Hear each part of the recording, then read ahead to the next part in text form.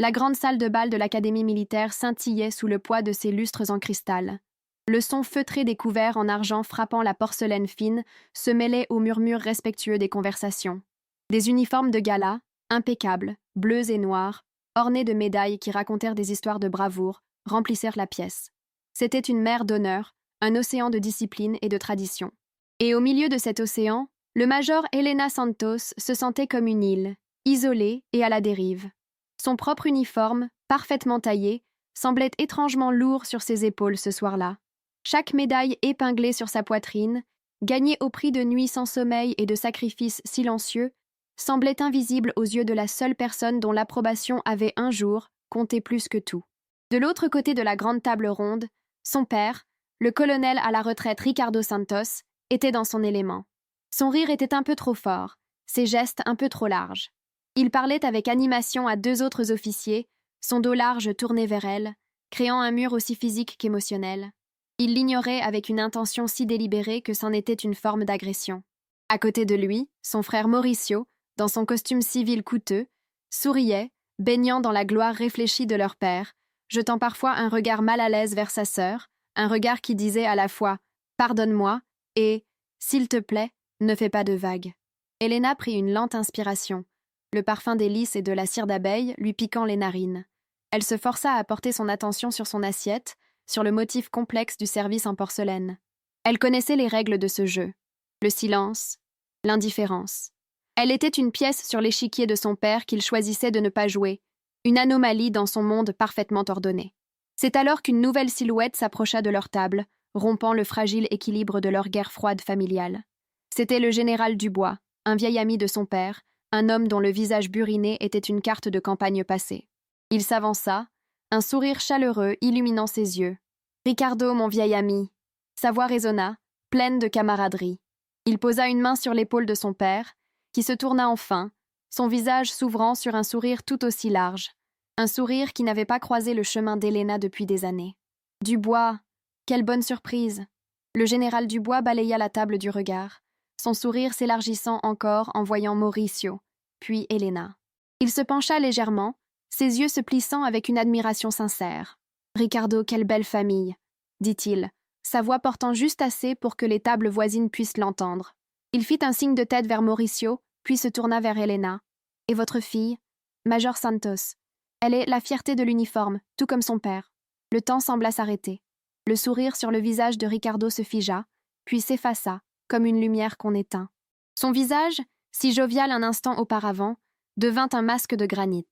Un froid glacial émana de lui, un froid que même la chaleur de la salle de bal ne pouvait dissiper. Il regarda le général Dubois, puis jeta un regard à Elena. Ce n'était pas un regard de père à sa fille. C'était le regard d'un homme inspectant quelque chose d'offensant, quelque chose de déplacé. Le mépris était si pur, si palpable, qu'Elena sentit le souffle lui manquer. Avec un calme terrifiant, Ricardo se tourna vers son vieil ami. Sa voix, quand il parla, était basse, mais elle tranchait l'air comme un éclat de verre. « Mon général, » commença-t-il, chaque syllabe précisément articulée. « Vous vous trompez. » Il fit un geste de la main vers son fils. « Mon fils Mauricio est juste là. » Il marqua une pause, laissant le poids de ses prochains mots s'accumuler. Il tourna son visage vers Elena et la regarda droit dans les yeux, s'assurant qu'elle reçoive toute la force du coup. « Cette femme, » dit-il, sa voix dénuée de toute émotion, « je ne la connais pas. » Le silence. Ce ne fut pas un simple silence. Ce fut un vide, un trou noir qui aspira tout le son, toute la chaleur, toute la vie autour de la table. Le général Dubois resta figé, son sourire amical s'étant évanoui pour laisser place à une expression de stupeur et de confusion. Mauricio baissa les yeux, son visage devenant d'un rouge profond. Les officiers aux tables voisines, qui avaient entendu, se détournèrent de brusquement, feignant un intérêt soudain pour leurs assiettes. Mais l'acte final de cruauté de Ricardo fut le plus dévastateur. Après avoir prononcé sa sentence, il se tourna, ignorant le chaos social qu'il venait de créer, et reprit sa conversation avec l'autre officier comme si de rien n'était, comme s'il venait de commenter la météo. Comme si Elena n'existait pas. Elle resta là, au milieu d'une centaine de héros décorés, se sentant plus seule que dans les déserts lointains où elle avait servi. Le bourdonnement du grand hall semblait s'estomper en un son lointain, un écho d'un autre monde. Tout ce qu'elle entendait était le battement assourdissant de son propre cœur et le silence glacial de son père. Le poids de centaines de regards curieux et gênés pesait sur elle, chacun étant un petit poignard de pitié et de jugement. L'humiliation était totale, publique et absolue. Son père ne l'avait pas seulement renié, il l'avait effacé. Absolument. Continuons avec l'histoire de la Major Elena Santos. Voici le 2e chapitre, qui explore les racines profondes du conflit et construit l'empathie pour notre protagoniste. Le silence dans la grande salle était une entité vivante, une bête qui se nourrissait de l'embarras collectif. Pour Elena, cependant, ce n'était pas un son nouveau. C'était la bande sonore de son enfance, l'écho familier du mépris de son père. Tandis qu'elle se tenait là, une statue en uniforme au milieu d'un millier de regards, son esprit s'échappa, glissant en arrière à travers les années, cherchant la source de cette rivière de glace qui coulait entre elle et son père. Elle se revit, une fillette de 10 ans, assise en tailleur sur le sol poli du bureau de son père. L'air sentait le cuir, le cirage et le tabac à pipe. Elle ne jouait pas avec des poupées. Elle polissait les bottes de son père, le colonel Ricardo Santos, avec une concentration quasi religieuse, faisant briller le cuir noir jusqu'à ce qu'elle puisse y voir son propre visage admiratif. Pour elle, cet uniforme n'était pas un simple vêtement. C'était la cape d'un super-héros, l'armure d'un roi. « Papa », avait-elle dit, sa petite voix pleine d'une certitude innocente, « quand je serai grande, je serai comme toi. Je serai colonel. » Ricardo, qui lisait des documents à son bureau, avait baissé son journal. Il ne souriait pas. Il n'y avait aucune lueur de fierté dans ses yeux, seulement une sorte de lassitude amusée, comme si son chien venait d'essayer de résoudre une équation mathématique. « Elena », avait-il répondu, sa voix douce mais condescendante. « L'armée n'est pas un endroit pour les femmes. C'est un monde dur, fait par et pour les hommes. Ton devoir, ma chérie, sera de trouver un bon mari, un homme honorable, et de prendre soin de ta famille. C'est ça, la vraie bravoure d'une femme. » Ces mots n'avaient pas été prononcés avec cruauté, mais avec la certitude absolue d'un homme qui croit détenir la vérité. Et c'était pire. Ce n'était pas de la haine, c'était un déni total de son être, de ses rêves. Elle n'était pas une future soldate à ses yeux. Elle était une future épouse, une fonction, un rôle à jouer. Pendant ce temps, son frère Mauricio, de 2 ans son aîné, était l'héritier de toutes les attentes paternelles. Elena se souvenait d'un dîner, des années plus tard. Elle venait de recevoir une lettre de l'Académie militaire, la félicitant pour avoir terminé première de sa classe en stratégie avancée. Elle l'avait posée timidement à côté de l'assiette de son père. Il l'avait à peine regardée. Ce soir-là, il était trop occupé à porter un toast. « À mon fils Mauricio !» avait-il claironné à toute la famille, levant son verre de vin. « Promu chef de projet junior à la banque. Il n'a que 22 ans et il gravit déjà les échelons. C'est ça, l'étoffe d'un Santos. » Elena avait regardé son frère, qui rougissait de plaisir, puis la lettre de l'Académie, oubliée sur la nappe. Une promotion junior dans une banque éclipsait la première place dans l'institution militaire la plus compétitive du pays. Elle comprit alors que ce n'était pas une question de succès. C'était une question de genre. Ses réussites à elle seraient toujours mesurées avec une autre règle. Une règle conçue pour la faire paraître plus petite. La cicatrice la plus profonde, cependant, fut taillée le jour de ses 18 ans. Ce ne fut pas une fête, mais un champ de bataille. Elle se tenait dans le salon, les formulaires d'enrôlement signés à la main, posés sur la table basse. Elle n'avait pas demandé la permission. Elle annonçait une décision. La réaction de son père ne fut pas une simple discussion. Ce fut une éruption. Son visage devint pourpre, les veines de son cou saillantes. « As-tu perdu l'esprit » avait-il hurlé, sa voix faisant trembler les bibelots sur la cheminée. « Je t'ai tout donné, une éducation, une position dans la société, et tu veux tout jeter pour aller jouer aux soldats, pour te salir dans la boue avec des hommes qui ne te respecteront jamais, pour déshonorer mon nom. »« Ton nom » avait-elle rétorqué, sa voix tremblante mais ferme. « Je pensais que ce serait un honneur de servir mon pays, comme toi. »« Honneur » Il avait ri, un son sec et sans joie. « Tu n'es pas moi. Tu es ma fille. Ta place est ici. »« Non, » dit-elle doucement. « Ma place est là où je décide qu'elle est. » Ce fut la phrase de trop. Il s'approcha d'elle, son ombre la submergeant. Il la pointa du doigt. Son regard était de l'acier pur. « Très bien, » siffla-t-il, sa voix maintenant dangereusement calme. « Si c'est le chemin que tu choisis, alors écoute-moi bien. Le jour où tu porteras cet uniforme, le jour où tu te placeras sous le commandement d'autres hommes au lieu d'honorer ta famille, ce jour-là, tu cesseras d'être ma fille. » Le souvenir était si vif qu'Elena cligna des yeux, ramenée brutalement au présent par le tintement d'un verre. Le grand hall de bal était toujours là. Le silence autour de sa table était toujours aussi assourdissant. Son père venait de dire au monde entier qu'il ne la connaissait pas. Et là, au milieu du salon le plus prestigieux du pays, sous le regard de l'élite militaire de la nation, Elle réalisa avec une clarté glaciale qu'il n'avait pas simplement parlé sous le coup de la colère des années auparavant. Il avait fait une promesse. Et ce soir, il était finalement en train de la tenir. Parfait. Poursuivons l'histoire. Voici le 3e chapitre, où l'humiliation se transforme en une détermination silencieuse et où un nouvel élément entre en scène, changeant toute la dynamique de la soirée. La réalisation de la promesse de son père frappa Elena avec la force d'une onde de choc. Le froid n'était plus seulement dans son cœur, il semblait s'être infiltré dans ses os, figeant ses membres. Autour d'elle, l'univers social de la salle de bal s'était réorganisé. Elle était devenue le centre d'une curiosité malsaine, un accident sur le bord de la route que personne ne voulait regarder, mais que personne ne pouvait ignorer. Les murmures commencèrent. Ils n'étaient cantés pas fort, mais pour Elena, dont les sens étaient aiguisés par des années d'entraînement, ils étaient aussi clairs que des tirs dans la nuit. C'étaient des chuchotements qui rampaient sur les nappes blanches, qui se glissaient entre les verres de cristal. C'est la fille du colonel Santos. Il a dit qu'il ne la connaissait pas. Quelle scène terrible. Pauvre fille. La pitié. C'était presque pire que le mépris de son père. La pitié était un acide qui dissolvait sa dignité, la réduisant à une victime pathétique. Elle sentit des centaines de pères Dieu sur elle, certains remplis de compassion, d'autres d'un jugement sévère, mais tous la dépouillant de son grade, de son uniforme, pour ne voir qu'une fille reniée par son père. Son regard croisa celui de son frère, Mauricio, à travers la table. Il y avait de la douleur dans ses yeux, une lueur de honte et de culpabilité. Mais il y avait aussi de la peur de leur père, une peur si profondément ancrée qu'elle paralysait toute action. Il lui fit un signe de tête presque imperceptible, un misérable aveu de sa propre lâcheté, avant de baisser les yeux vers son assiette, se réfugiant dans le silence. Il ne se lèverait pas pour elle. Il ne dirait rien. Dans cette bataille, comme dans toutes les autres auparavant, Elena était seule.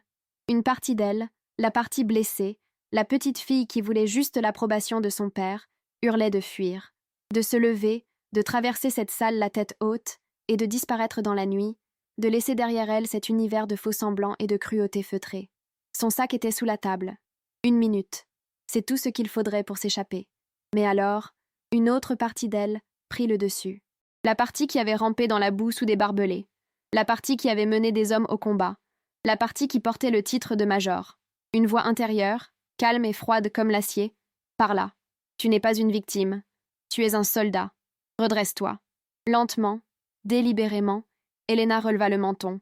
Son dos se redressa, sa colonne vertébrale devenant une tige de fer. Elle ignora les murmures.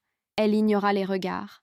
Elle prit sa fourchette et son couteau et coupa un morceau de son filet de bœuf, le portant à sa bouche avec une main parfaitement stable. Elle n'allait pas leur donner la satisfaction de l'avoir brisé. Elle n'était pas ici en tant que fille de Ricardo Santos. Elle était ici en tant que Major Elena Santos de l'armée de terre, et elle avait gagné sa place à cette table, avec ou sans la bénédiction de son père. Alors que cette résolution silencieuse s'installait en elle, les lumières de la salle diminuèrent légèrement. Une voix s'éleva des haut-parleurs, demandant l'attention de l'assemblée. Le maître de cérémonie se tenait sur l'estrade, souriant. « Mesdames et messieurs, colonels, généraux, chers invités, c'est pour moi un immense privilège de vous présenter notre orateur principal de ce soir. Un homme qui n'a pas besoin d'introduction.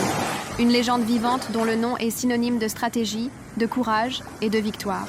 Le stratège derrière l'opération Griffon, un leader qui a servi notre nation avec une distinction inégalée pendant plus de 40 ans. Veuillez vous lever pour accueillir le général d'armée, monsieur le général Almeida. » Un tonnerre d'applaudissements éclata, sincère et puissant. Tous les uniformes se levèrent d'un seul mouvement, y compris celui d'Elena. Une silhouette imposante se détacha de la table d'honneur et se dirigea vers l'estrade. Le général Almeida était exactement comme les légendes le décrivaient. Grand, le dos droit, ses cheveux gris coupés courts, son visage un paysage de discipline et d'autorité tranquille. Il se déplaçait avec une économie de mouvement qui dénotait un pouvoir absolu. Il n'avait pas besoin de se presser. Le monde attendait pour lui. Il arriva au podium et attendit que les applaudissements s'éteignent. Puis, il leva les yeux, son regard balayant la salle. Ce n'était pas un regard pressé. C'était le regard d'un commandant évaluant ses troupes, notant chaque détail. Il passa sur les visages des généraux à la première table, sur les colonels, les majors, puis son regard se posa sur Elena. Ce ne fut qu'une fraction de seconde. Pour n'importe qui d'autre, ce n'était rien, juste une partie de son balayage de la salle. Mais Elena le vit. Le mouvement de son regard s'arrêta, une microseconde de plus sur elle que sur n'importe qui d'autre. Il y eut un imperceptible plissement de ses yeux, une lueur qui n'était pas seulement de la reconnaissance, mais quelque chose de plus profond, quelque chose de presque interrogateur. Puis, aussi vite qu'il était apparu, ce moment disparut. Le général Almeida reporta son attention sur le micro, son visage redevenant le masque impassible du leader. Mais c'était trop tard. La graine du doute était plantée. Le cœur d'Elena, qui s'était transformé en un bloc de glace, se mit à battre, un tambourinage assourdissant contre ses côtes. Il la connaissait, ou du moins, il pensait la connaître. Et dans cette salle où son propre père prétendait qu'elle était une étrangère, ce simple regard d'un inconnu légendaire changea tout. Parfait. La tension monte. Le regard du général a tout changé pour Elena. Maintenant, voyons comment le discours du général prépare le terrain pour la tempête à venir. Le général Almeida se tenait au pupitre. Le silence de la salle était un hommage à son autorité. Il laissa passer quelques secondes, permettant à toute l'attention de se cristalliser sur lui, puis il commença à parler. Sa voix n'était pas forte, mais elle possédait une résonance profonde, un timbre qui avait commandé des armées et décidé du sort des nations. « Mesdames et messieurs, mes frères d'armes, » commença-t-il. « Nous sommes réunis ce soir pour célébrer. Nous célébrons une tradition, un héritage. Nous célébrons les valeurs qui sont le fondement de notre armée. L'honneur, le devoir, le sacrifice. Des mots que nous connaissons tous, des mots qui ornent les murs de cette académie. » À la table des Santos, le colonel Ricardo se redressa imperceptiblement sur sa chaise. Un fin sourire de satisfaction se dessina sur ses lèvres. C'était son langage, l'honneur, le devoir, des valeurs qu'il croyait incarner, un héritage qu'il pensait avoir transmis, du moins à la partie de sa famille qu'il jugeait digne. Le général continua. Mais la tradition, pour rester vivante, ne doit pas être une ancre qui nous maintient dans le passé. Elle doit être une boussole qui nous guide vers l'avenir. Et l'avenir, mes amis, est déjà là. Le champ de bataille a changé. Il n'est plus seulement fait de boue et d'acier. Il est fait de données, de silence, de guerres menées dans l'ombre. Le discours prenait une tournure inattendue. L'enthousiasme de Ricardo ne faiblit pas. Il était trop enveloppé dans sa propre importance pour saisir la nuance. Il entendait guerre et pensait à ses propres histoires, à sa propre gloire passée. « Le courage !» poursuivit le général Almeida, sa voix se faisant plus intense, ne se mesure plus seulement au nombre de médailles sur une poitrine. Il se mesure à l'intelligence d'une décision prise sous une pression inimaginable, au sang-froid d'un leader qui guide son équipe à travers les ténèbres. Le véritable héroïsme de notre époque est souvent silencieux. Il est fait de sacrifices que personne ne voit, de victoires qui ne seront jamais célébrées sur la place publique, de noms qui ne seront jamais connus de l'histoire. Pendant que le général parlait de sacrifices invisibles, Elena pensait à chaque nuit passée à étudier des cartes, chaque conversation manquée avec sa mère, chaque cicatrice, physique et émotionnelle, qu'elle portait sous son uniforme. Des sacrifices qui avaient défini son caractère, bien plus que son nom de famille. Si vous aussi, vous croyez que la vraie valeur d'une personne réside dans ses actions et non dans les opinions des autres, laissez un « l'honneur vient des actes » dans les commentaires. Et si vous ne faites pas encore partie de notre bataillon d'histoire, c'est le moment idéal pour vous abonner et attacher votre ceinture, car vous ne voudrez pas manquer le point culminant de cette histoire. Maintenant, retournons dans cette salle silencieuse, car la tempête était sur le point d'éclater. Le général Almeida semblait arriver à la fin de son discours. Il but une gorgée d'eau et regarda une dernière fois l'assemblée. Célébrons donc ces héros silencieux. Célébrons la tradition qui nous a rendus forts et la nouvelle génération qui nous rendra invincibles. Merci de votre attention. Un applaudissement poli commença à s'élever. Ricardo lui-même applaudissait vigoureusement, un air suffisant sur le visage, convaincu que le discours était un hommage à sa propre génération. Mais le général leva une main. L'applaudissement mourut instantanément. Un silence tendu s'installa de nouveau. Le général se pencha vers le micro. Son expression n'était plus celle d'un orateur, mais celle d'un homme sur le point de changer le cours d'une vie. Cependant, dit-il, et ce seul mot fit frissonner Elena, mes paroles de ce soir ne sont pas l'événement principal. Il marqua une pause, laissant la confusion s'installer. Nous sommes ici, ce soir, pour corriger une omission. Son regard quitta le public dans son ensemble et devint plus ciblé, plus perçant, pour rendre un hommage qui, pour des raisons de sécurité nationale, n'a pas pu être fait avant. Un hommage à un héros non pas du passé, mais du présent. Un héros qui est parmi nous, dans cette salle. L'atmosphère changea. La formalité polie disparut, remplacée par une curiosité électrique. Les têtes se tournèrent, les invités se chuchotant des questions. Qui? De quoi parlait-il? Ricardo lui-même fronça les sourcils, perplexe. Puis, le général fit une chose qui glaça le sang d'Elena. Il quitta la protection du pupitre. Tenant le micro sans fil dans sa main, Il descendit lentement les quelques marches de l'estrade. Il ne se dirigea pas vers la table d'honneur. Il ne se dirigea vers aucun des généraux décorés qui l'attendaient. Lentement, méthodiquement, avec le poids de toute la salle suspendu à chacun de ses pas, il commença à marcher en direction de la table de la famille Santos. Parfait. Le moment est venu. La tension est à son comble. Le général traverse la salle, et chaque pas qu'il fait est un battement de cœur pour l'histoire. Voici le chapitre 5, le début du climax. Chaque pas du général Almeida sur le tapis rouge de la grande salle de bal était mesuré, délibéré. Il ne se pressait pas. Il semblait absorber le silence tendu de la salle, sans nourrir. Le murmure collectif s'était tu, remplacé par une chape de suspense. Des centaines de paires d'yeux suivaient sa progression, une comète de pouvoir traversant une constellation d'uniformes. À la table des Santos, le colonel Ricardo, qui avait d'abord froncé les sourcils de confusion, sentit une vague de chaleur monter en lui. Une réalisation soudaine et arrogante s'empara de son esprit. Bien sûr, le général, dans sa grandeur, avait décidé de lui rendre un hommage personnel et surprise pour sa longue carrière, ici, devant tout le monde. L'omission dans le discours n'était qu'une feinte pour un effet dramatique. Une lueur de triomphe s'alluma dans ses yeux. Il jeta un regard furtif à sa table, un regard qui disait « Vous voyez ?» Discrètement, il bomba le torse et lissa l'avant de sa veste d'uniforme de gala, se préparant à se lever, à accepter cet honneur attendu depuis si longtemps. Le général approchait. 5 mètres, 3 mètres. Il était maintenant au niveau de leur table. Ricardo commença à pousser sa chaise en arrière, un sourire de victoire commençant à poindre sur ses lèvres. Et puis, le général passa devant lui. Il ne ralentit même pas. Il passa devant le siège du colonel Ricardo comme s'il n'était qu'une simple chaise vide. Le sourire de Ricardo se figea, se brisa, se transforma en un masque de pure incrédulité. Son esprit, incapable de traiter cette information, cherchait désespérément une explication. Une erreur? Le général allait-il faire le tour de la table? Non. Le général Almeida s'arrêta. Net. Son corps imposant faisant de l'ombre à la table. Mais il ne s'était pas arrêté pour Ricardo, ni pour Mauricio. Il s'était arrêté précisément, mathématiquement, devant Helena. Helena sentit le sang quitter son visage. Le monde autour d'elle se rétrécit pour ne devenir que cet homme, cette légende vivante qui se tenait devant elle. Le silence dans la salle était si complet qu'elle pouvait entendre le bruit de sa propre respiration, rapide et superficielle. Pourquoi? Que se passait-il? Était-ce une autre forme d'humiliation, orchestrée pour la punir davantage? Son esprit cherchait frénétiquement une réponse, mais ne trouvait que la peur. La voix du général retentit, amplifiée par le micro, et elle sembla faire vibrer chaque molécule d'air dans la pièce. Elle n'était ni amicale, ni menaçante. Elle était un instrument de pur commandement. Major Helena Santos. Ce n'était pas une question, c'était une convocation. Un ordre. Le son de son nom, de son grade, prononcé avec une telle autorité, la sortit de sa torpeur. Un murmure collectif, un haut, étouffé, parcourut la salle comme une vague. Son grade. Major. Le général l'avait appelé par son grade. « Veuillez vous avancer », ordonna le général. Le temps se dilata. Sur le pilote automatique de sa formation militaire, Helena repoussa sa chaise.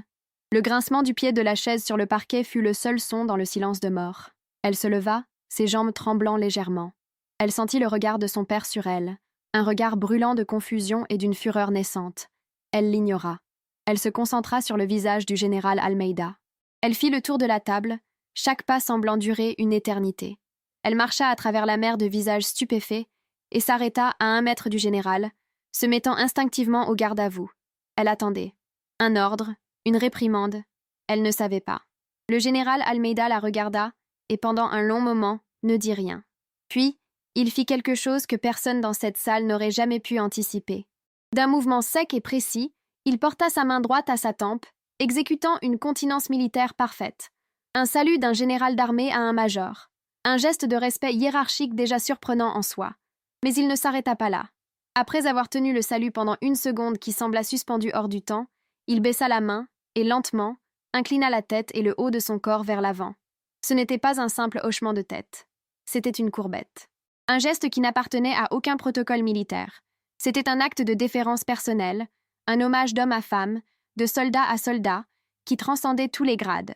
C'était un geste de respect si profond, si absolu, qu'il en était assourdissant. Un halètement collectif parcourut la salle. Personne ne comprenait, mais tout le monde savait qu'ils assistaient à un moment historique, un moment qui serait raconté et disséqué pendant des décennies. Le général se redressa lentement, son visage une forteresse d'impassibilité. Il ne regarda plus Helena. Il se tourna, pas vers la scène, pas vers la table d'honneur, mais vers l'audience. Son regard balaya la foule, et finalement, il se posa, comme un missile à tête chercheuse, sur un seul homme, un seul visage pâle et choqué, celui du colonel Ricardo Santos. Le général leva le micro à ses lèvres. Sa voix était calme, mais elle portait le poids d'une avalanche imminente. Pour ceux qui, dans cette salle, semblent confus, il marqua une pause, laissant les mots flotter dans l'air, laissant la tension monter à un niveau presque insoutenable. Laissez-moi éclaircir la situation. Absolument. Voici le chapitre 6, le cœur de la tempête, le moment où la vérité est enfin révélée et où les comptes sont réglés. La voix du général Almeida, calme et mesurée, continua de résonner dans le silence total de la salle. Il tenait le micro, mais il n'en avait pas besoin. Son autorité seule suffisait à captiver chaque âme présente. Ses yeux, durs comme du granit, ne quittaient pas le visage du colonel Ricardo Santos. Pour ceux qui, dans cette salle, semblent confus, reprit-il, sa voix s'abaissant d'un ton, devenant plus personnelle, plus tranchante. Il fit une pause, et son regard se déplaça un instant vers l'assemblée avant de revenir se fixer sur Ricardo, comme un prédateur sur sa proie. Son père, par exemple. Un murmure d'effroi parcourut la salle. Ce n'était plus un discours, c'était un procès, un acte d'accusation publique. Ricardo tressaillit comme s'il avait été physiquement frappé. Son visage passa du blanc cireux au rouge brique en une fraction de seconde. Le général ignora la réaction et se tourna légèrement pour faire face à l'audience, bien que son message n'ait qu'un seul véritable destinataire. « Il y a 6 mois, » commença le général, sa voix se transformant en celle d'un conteur d'épopées tragiques. Notre nation a fait face à une crise silencieuse, loin des yeux du public. Une cellule d'intelligence ennemie, extrêmement bien organisée, avait réussi à s'infiltrer profondément dans nos opérations à l'étranger. Une de nos unités d'élite des forces spéciales, une équipe composée des meilleurs et des plus brillants, est tombée dans une embuscade mortelle. Il fit une pause, laissant la gravité de la situation s'installer. Le contact radio fut perdu, le silence total. Nous savions où ils étaient, mais nous ne pouvions pas intervenir. Toute tentative de sauvetage officiel aurait déclenché un incident international aux conséquences catastrophiques. Ces hommes étaient considérés comme perdus, sacrifiés sur l'autel de la diplomatie. L'un de ces hommes, la voix du général se brisa une seconde, une fissure dans son armure de commandement, était mon fils. Une vague de compassion et d'horreur traversa l'assemblée. Ricardo, lui, semblait confus, ne comprenant pas le lien avec la scène qui se déroulait. Les protocoles étaient clairs, continua le général, reprenant son contrôle d'acier. Personne ne devait bouger. C'était un ordre direct du plus haut niveau. Désobéir signifiait la cour martiale, le déshonneur. Il se tourna de nouveau vers Helena, qui se tenait droite, son visage pâle mais résolu. Mais une seule officier, ici présente, a refusé d'accepter ce verdict. Agissant sous le sceau du secret le plus absolu, en désobéissance directe des ordres, elle a monté une mission fantôme.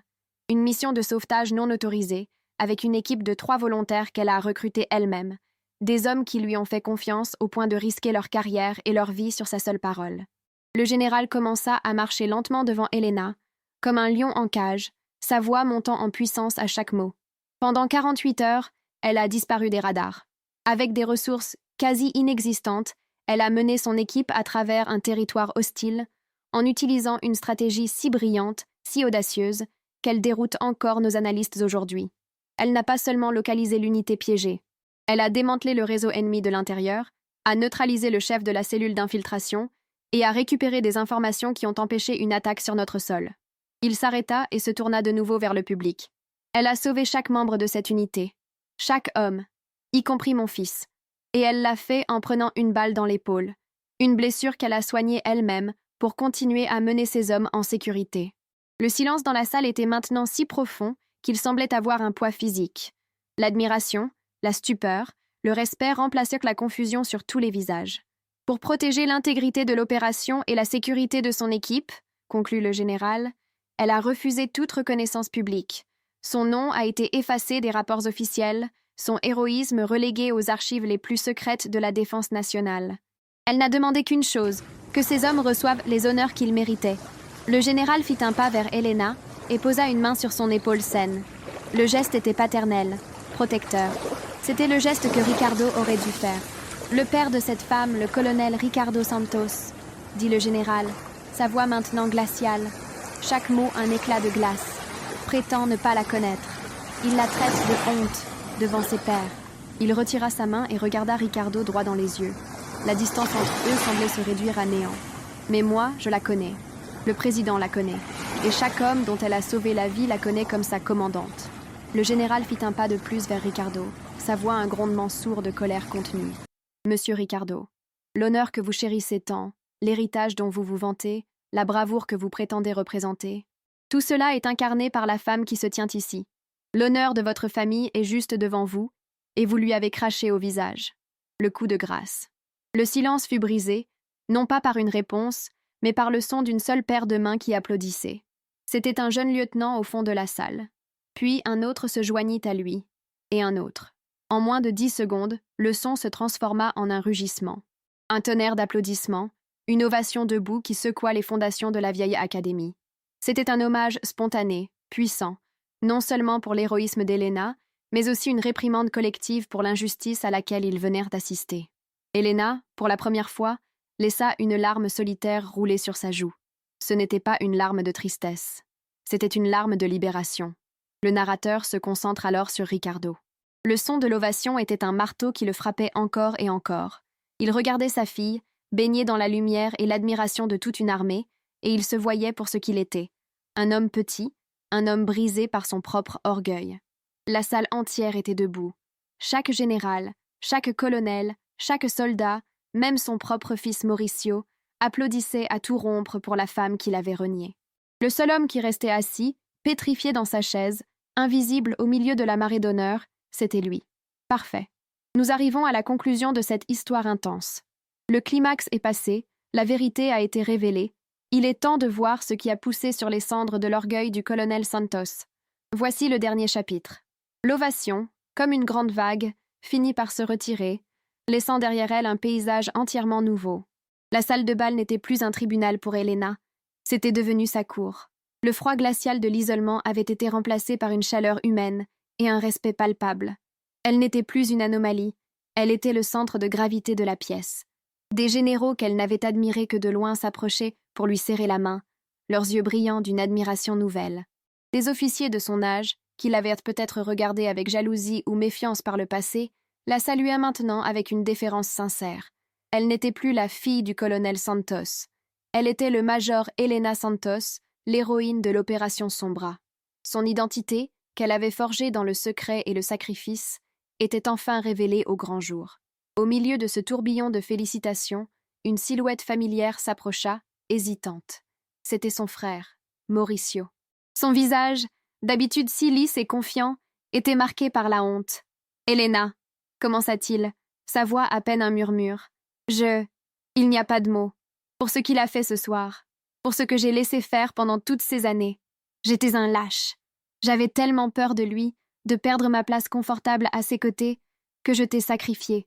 Je suis désolée. » Des larmes sincères brillaient dans ses yeux. Helena le regarda, et pour la première fois depuis des années, elle ne vit pas le fils préféré, mais simplement son frère, un homme faible brisé par le même homme qui avait essayé de la briser elle. Avec une grâce que seule la véritable force peut offrir, elle posa une main sur son bras. « Je sais, Mauricio, » dit-elle doucement. « La peur nous fait faire des choses terribles. Je te pardonne. » Le soulagement qui inonda le visage de son frère fut immense. Ce simple acte de pardon était le premier pas pour reconstruire un pont qu'elle choisissait de reconstruire, selon ses propres termes. Plus tard, alors que la foule commençait à se disperser, elle le vit. Son père. Il était devenu une île, tout comme elle l'avait été quelques heures plus tôt. Ses anciens amis et collègues l'évitaient, leurs regards fuyants. Il était seul, une relique d'un âge révolu, son orgueil en ruine autour de lui. Il parvint à se frayer un chemin jusqu'à elle, son visage était un champ de bataille d'émotions contradictoires. « Helena » balbutia-t-il. C'était la première fois qu'il utilisait son prénom avec une telle incertitude. « Ma fille, je ne savais pas. Si j'avais su… » Helena le laissa parler. Elle le regarda, non pas avec la haine qu'il méritait, ni avec la pitié qu'il espérait peut-être, mais avec une neutralité calme et détachée. Elle voyait un vieil homme, effrayé et seul, essayant de réparer quelque chose qui n'était plus simplement cassé, mais qui avait été pulvérisé. Il attendait une réponse. Une larme, un cri, une absolution. Il n'obtint rien. Lentement, sans un mot, Helena fit ce qu'il lui avait fait au début de la soirée. Elle lui tourna le dos. Elle s'éloigna, rejoignant le général Almeida qui l'attendait près de la sortie, la laissant seule avec le silence de ses propres regrets. Quelques mois plus tard, le soleil tapait sur un terrain d'entraînement poussiéreux. Le major Elena Santos marchait le long d'une ligne de jeunes recrues, son regard perçant évaluant chaque posture, chaque expression. Son autorité était naturelle, jamais forcée. Elle ne criait pas, elle instruisait. Elle ne commandait pas seulement le respect, elle l'inspirait. Elle était devenue le leader que son père n'aurait jamais pu imaginer. Un jour, un paquet lui parvint. À l'intérieur, une lettre manuscrite.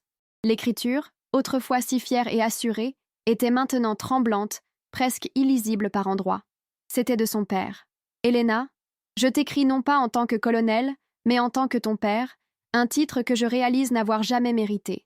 La maison est silencieuse. Tes anciennes médailles sont sur la cheminée. Je les regarde tous les jours. Je lis les journaux. J'entends les rumeurs de tes exploits. L'orgueil que je ressens maintenant est une torture, car il est teinté de la honte de ma propre cécité. J'ai passé ma vie à chérir une fausse idée de l'honneur, et j'ai rejeté l'honneur véritable quand il se tenait devant moi. Je ne demande pas ton pardon, car je sais qu'il n'y a pas de pardon pour ce que j'ai fait. Je demande seulement que tu saches que ce vieil homme stupide, dans sa solitude, sait enfin qui tu es. Il sait, et il est fier. Ton père, Ricardo. » Elena lut la lettre, son visage calme, impénétrable. Aucune larme ne coula, aucun sourire ne se dessina. Elle plia soigneusement le papier et le posa sur son bureau, à côté d'une pile de rapports de mission. C'était une relique du passé, une voix d'un autre monde qui n'avait plus le pouvoir de la blesser, ni de la guérir. Elle se tourna vers la fenêtre, regardant ses soldats s'entraîner sous le soleil éclatant. Car Elena avait enfin compris la vérité la plus profonde. Le véritable honneur ne consistait pas à recevoir le respect de son père ou à réparer les ponts brisés du passé. Il consistait à construire son propre chemin, à forger sa propre forteresse, si solide et si significative, que l'approbation ou le pardon des autres devenait, finalement, magnifiquement, sans importance.